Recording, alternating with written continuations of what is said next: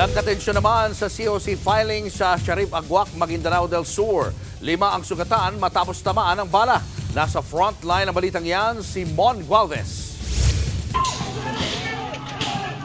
Nagkagulo ang mga tao sa kalsada ng Sharif Agwak, Maguindanao del Sur. Ang ilan naaktuan pang nambabato. Maya-maya, umalingungaw na ang sunod-sunod na putok ng baril.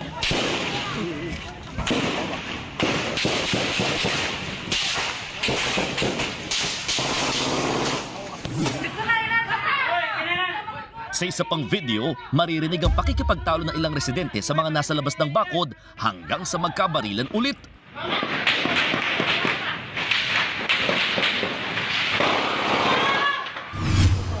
Nangyari ito kasabay ng huling araw ng paghahain ng kandidatura para sa 2025 midterm elections.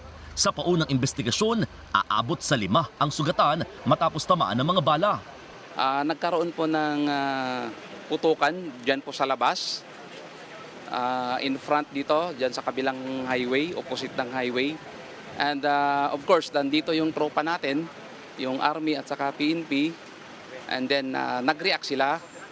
And then after nun, may mga putok na from different direction. Bukod sa pomaril, nakuhanan din sa video ang panghahampas ng ilang lalaking may hawak na pamalo sa mga sasakyang dumaraan. Nagkabasag-basag pa nga mga sasakyan, pati na ang mga bintana sa katabing police station. Inabot ng halos 1 oras yung naging komosyon dito mismo sa labas ng bayan ng Sharif Agwak. Tingin ng mga otoridad nagkaroon ng miscommunication o hindi pagkakaunawaan sa pagitan ng mga supporters at ng kandidato matapos maantala ang pagpa-file o paghahain nito ng COC sa loob. Ayon sa COMELEC, may isang kandidato na sinita dahil sa umano'y pending arrest warrant. Pero paggilinaw ng ahensya, hindi nila hinaharang ang sinumang gustong maghain ng COC. It's more from the supporters siguro. Alam mo naman, mainit ngayon. No? Baka nagkatagpo, nagkakatsawan, kayo, nagkabarilan na. Kasi baka nga iniisip ng iba, pinipigilan mag-file. Ang sabi naman ng EO, mayroong kulang talaga doon sa COC na dinala ng yung mga tao na supposedly magpa-file. Kulang yun. So, pinaayos. Ang nangyaring tensyon, posible raw maulit lalo't nabuwag na ang nabuong family alliance o ang pagsasama-sama ng mga kilalang pamilya sa probinsya tuwing eleksyon. Nakipag-alyansa na kasi ang ilan sa ibang grupo o partido. Tumiwalag sa mga mangudadato ang mga Mastura, Midtimbang at Sinsuat. Dahil dito, inendorso ng United Bangsamoro Justice Party o UBJP si Sultan Kudarat Town Mayor Tukaw Mastura bilang gobernador ng Maguindanao del Norte. Makakalaban niya si dating TESDA Chief Suharto Teng Mangudadato na asawa ni Governor Bay Mariam Sangki Mangudadato.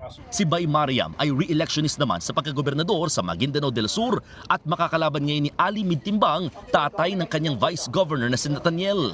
Maglalaban naman sa pagka-vice-gobernador sa Maguindanao del Norte sina Bay Aini Sinsuat at Bay Sandra Sema na parehong inendorso ng UBJP. Habang sa Maguindanao del Sur, tatakbo na rin si Mamasapa ng Vice Mayor Benzer Ampatuan bilang katandem ng mga mangudadato. Normal magkaroon ng kalaban sa politika, pero hayaan kaming mamili kung sino ang gusto ng bawat tao, kung sino ang gusto ng mga mamamayan. Nagbabalita mula sa frontline, Mon Gualvez, News 5. Mga kapatid, Julius Babaw po. Iba na ang may alam at may pakialam sa panahon ngayon. Para sa frontline ng mga balita, mag-follow at mag-subscribe sa social media pages ng News 5.